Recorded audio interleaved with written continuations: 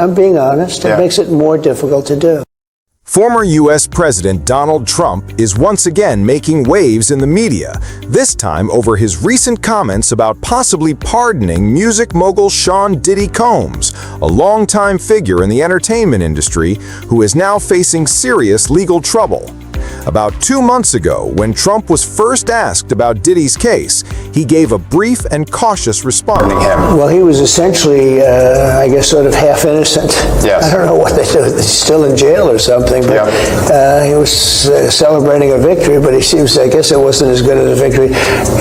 Probably, you know, I was very friendly with him. I got along with him great.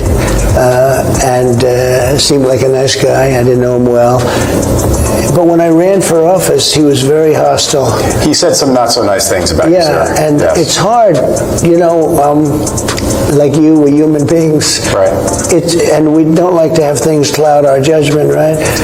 But when you knew someone and you were fine, and then you run for office, and he made some terrible statements. So, I don't know, it's more difficult. It makes it more, I'm being honest, it makes it more difficult to do.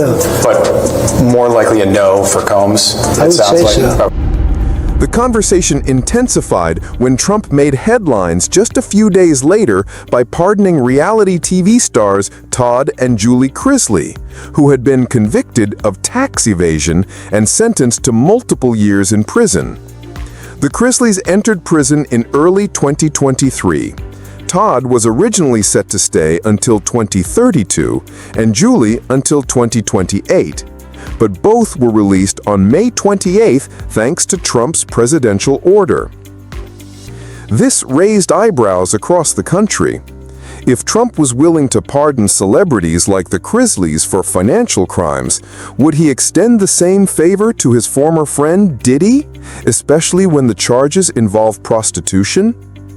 As it stands now, Diddy, who is currently 55 years old, is awaiting his sentencing hearing, scheduled for October 3rd.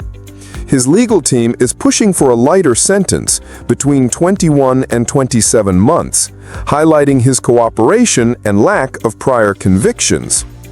However, federal prosecutors are taking a tougher stance, asking the court for 51 to 63 months in prison, citing the seriousness of the charges and the message it sends to the public. According to NBC News, both sides are preparing their final arguments ahead of sentencing day.